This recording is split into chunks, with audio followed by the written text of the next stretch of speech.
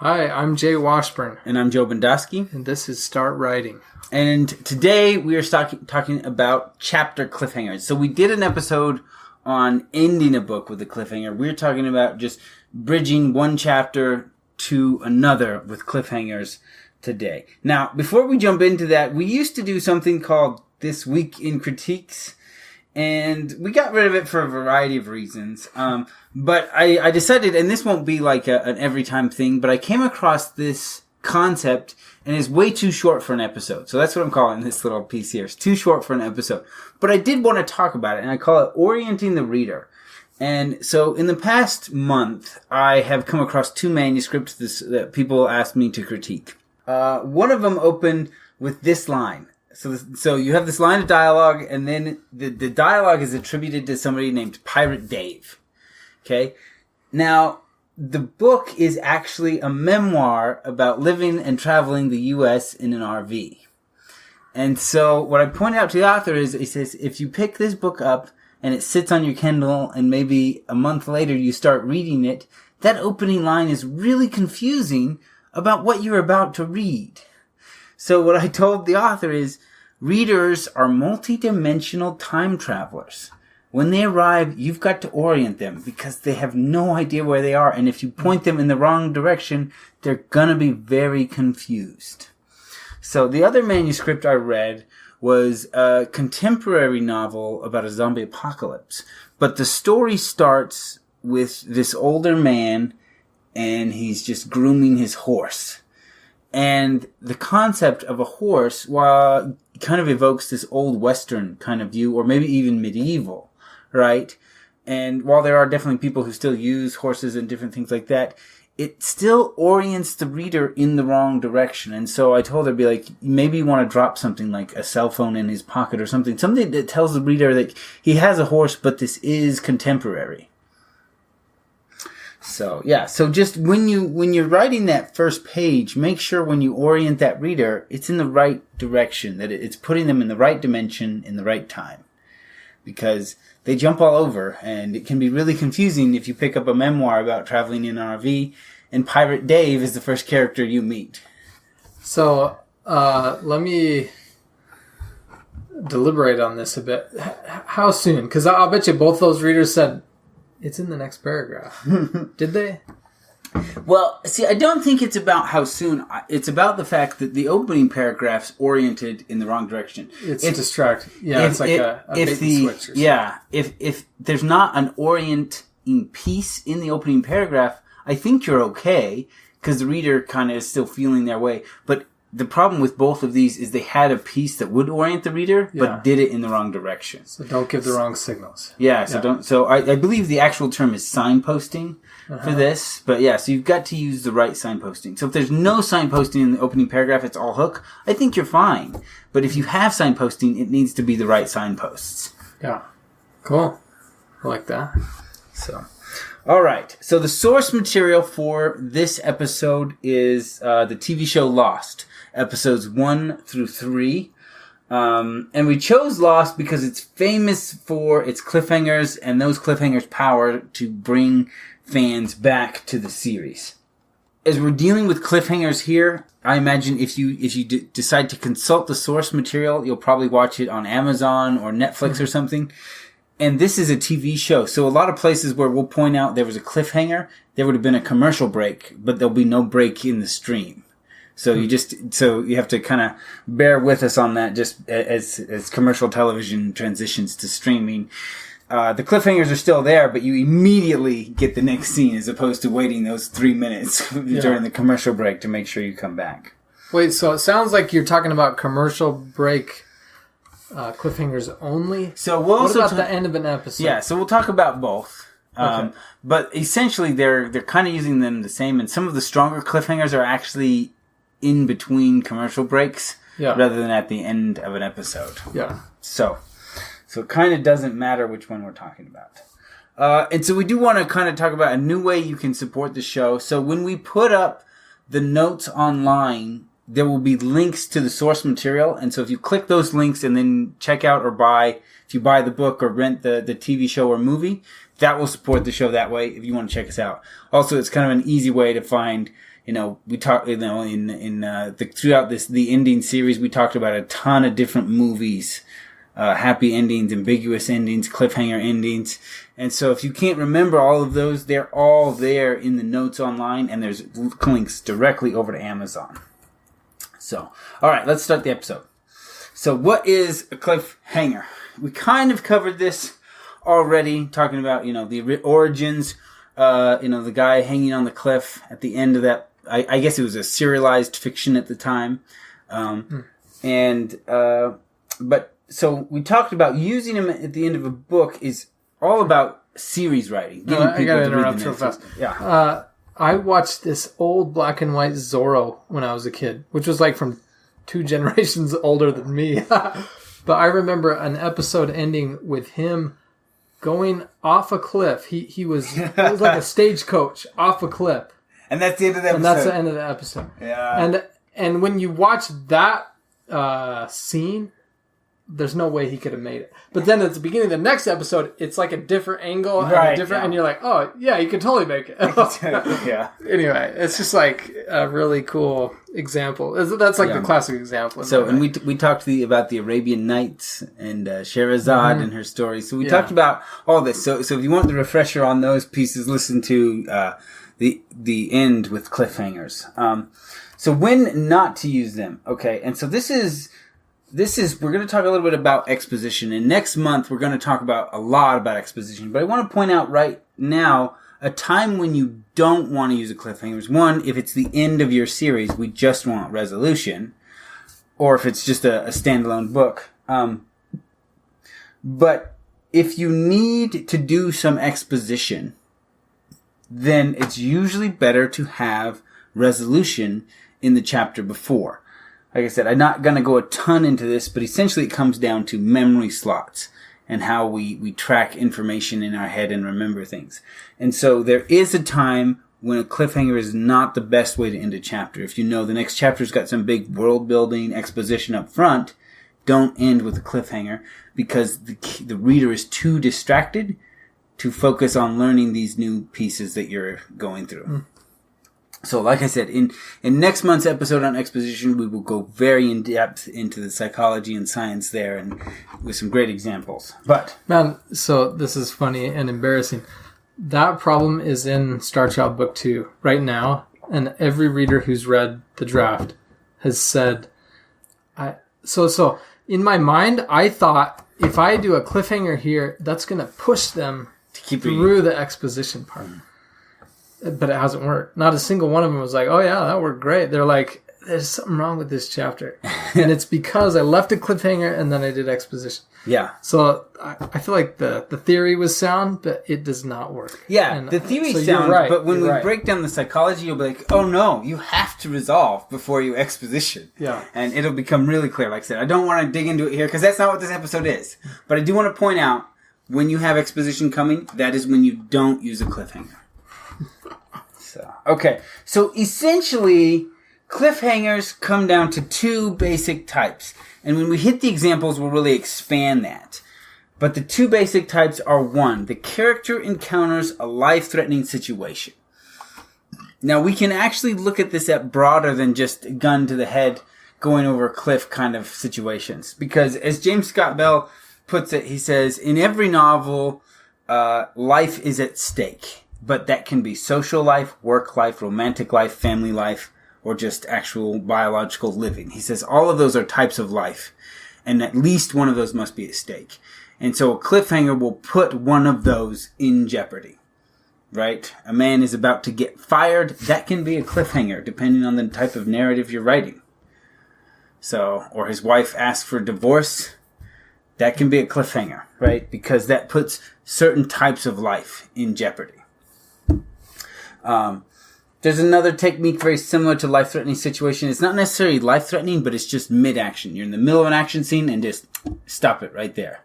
So, again, it still kind of falls under that same line. Then the other kind is a revelation that completely changes the direction of the narrative or our understanding of the characters. And the reason for that being a cliffhanger is it essentially erases all our expectations and predictions, leading us with the daunting question, what happens next? Because we used to have a good idea, and now we don't. It's like, I don't know what's going to happen anymore. This person isn't who I thought, or that can no longer be the direction this story goes. So so almost every cliffhanger is going to break down to one of those two basic elements. So now let's talk about the examples. So this is where we're going to get into Lost. We're going to reference everything. So if you haven't seen it, there'll be tons of spoilers here. And you knew that going into this. And if you have, then hopefully you remember enough that these will make sense. So peril, putting them in life-threatening situations. So Jack is a doctor. So in Lost, there's a plane crash, and all these people are on the island. And in the opening episodes, they're just on the beach trying to figure everything out.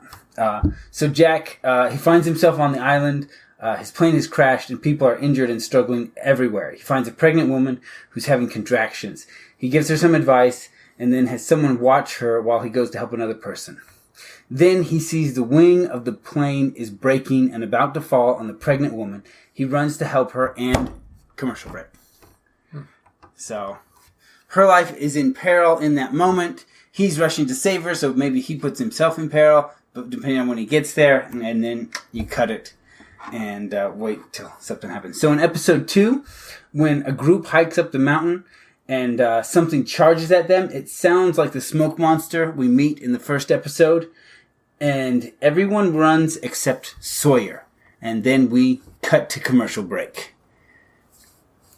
So, meaning, like, is he staying because he's curious? Because he's hurt? Like, why does he not run? You have to stick around for after the commercial.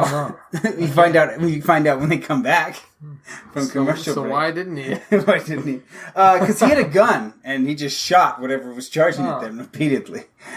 But you think this guy's crazy? Yeah, you think he's gonna die because we've seen the smoke monster tear people to pieces. Yeah.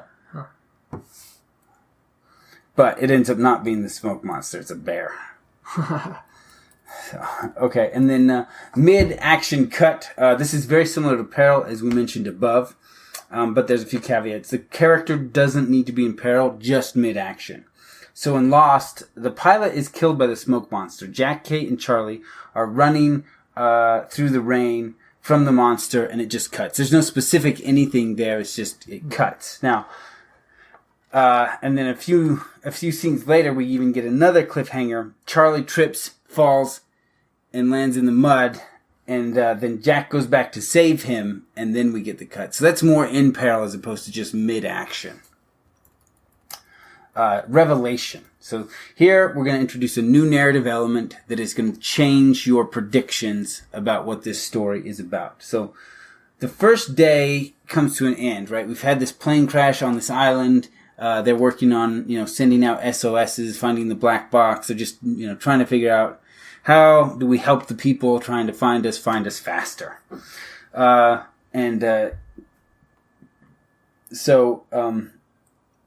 everybody's on the beach, they've got campfires going, and they're watching. All of a sudden, they hear this crazy, weird mechanical sound coming from the jungle. Like, it's not just a monster, it's clearly mechanical in some way.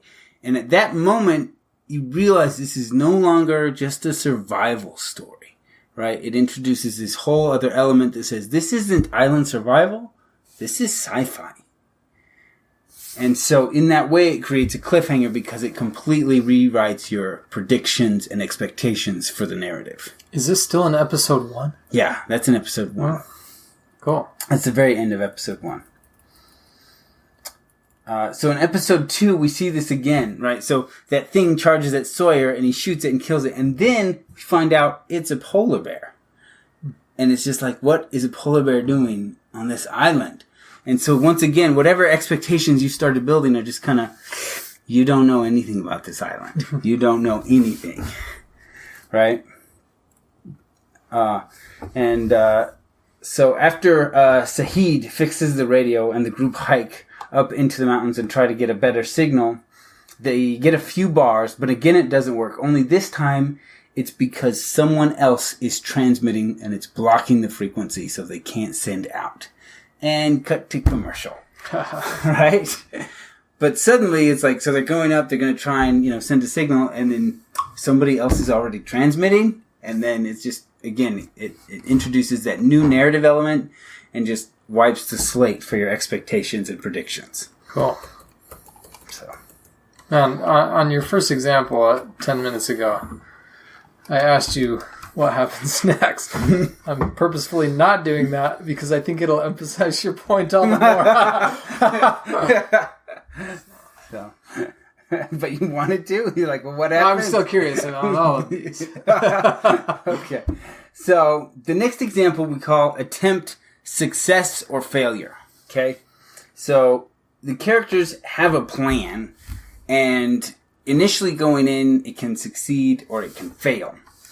But regardless of what happens if they succeed or fail, we don't know what comes next. That's kind of like the last piece of the puzzle we had, and then it's just darkness, right?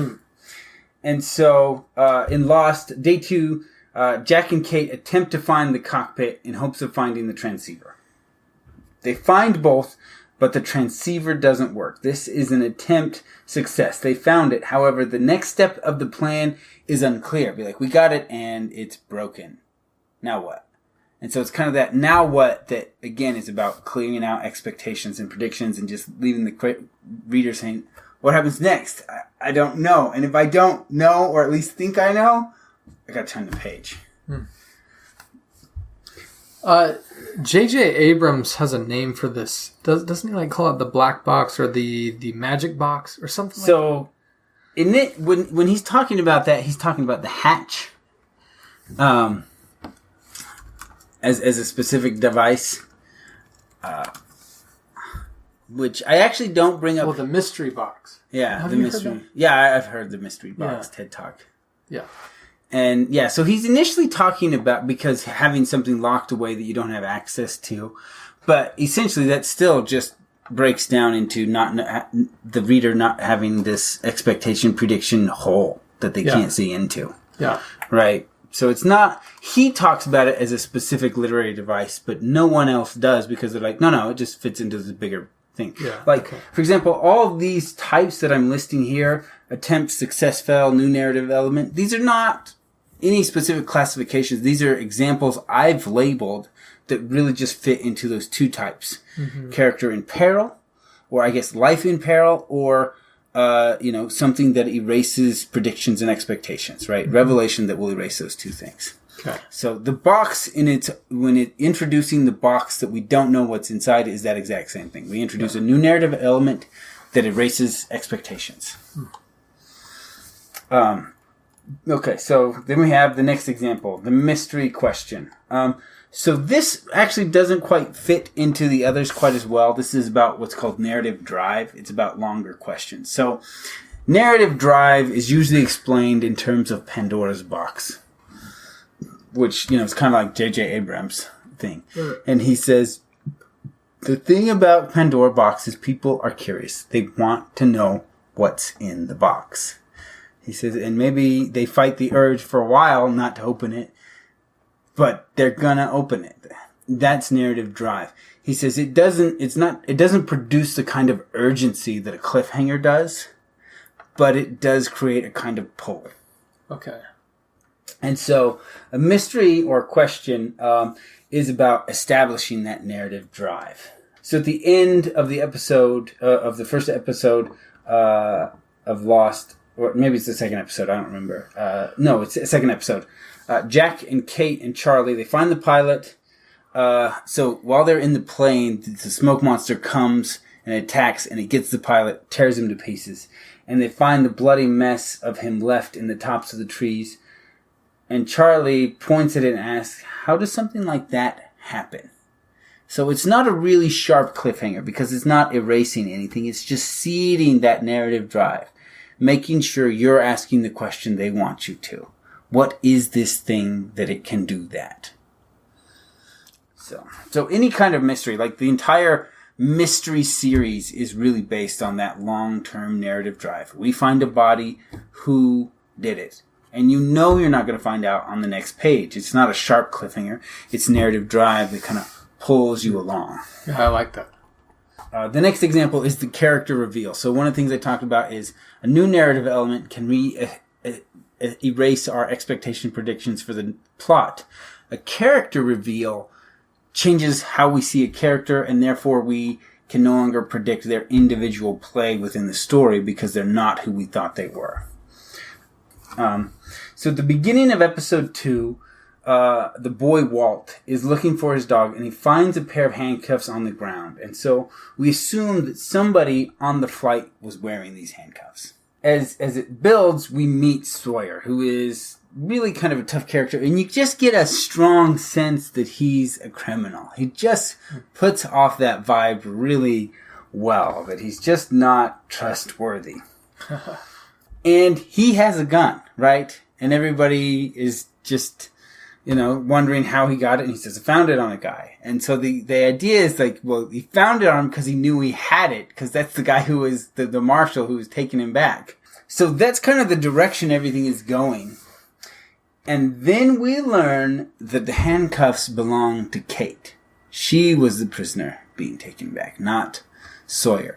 And because of how Kate has acted throughout the entire show so far, it's a huge shift in understanding her character, particularly because even though we know she's the prisoner, and she's wanted enough that they came to Australia to extradite her, so it's pretty serious, we still don't know what she did. Cool.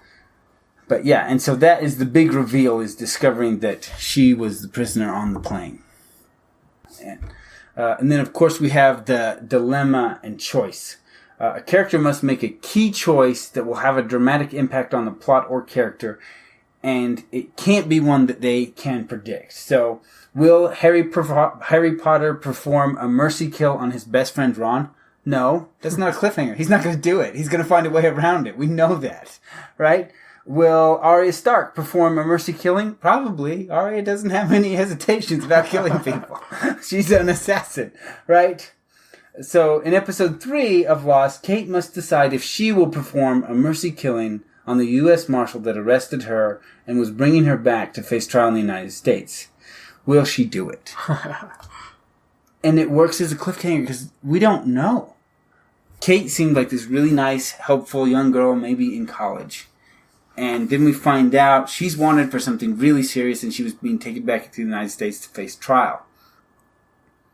So when the marshal asks her to kill him because he's suffering from the infection in his stomach where he got a piece of plane embedded, you don't know what she's going to do. And that's what makes it a great cliffhanger, is because it's a dilemma choice where we can't predict the outcome. And part of that unpredictability is the big character reveal that precedes it, finding out that she was a prisoner. Yeah. So because without that previous reveal, we'd probably be like, no, she's not going to do it, not a cliffhanger. Alright, so. Man, so Disney Plus launched today, and The Mandalorian is a new Star Wars TV show. What's Disney Plus? It's like Netflix from Disney. Oh, okay. So The Mandalorian, anyway, only the first episode launched. They're not doing like the binge where it's a whole season. Right. It's just one episode at a time. Anyway, it ends on a big cliffhanger. And I think it's too early for me to reveal it to people. That launched today. That keeps weighing on my mind, though, as an effective example. So if you've seen it, and in the future many of you will have, yeah, it's cool. Is it cartoon? Live action? Live action. Yeah, it's kind of a Western. So, you know Boba Fett. Mm-hmm.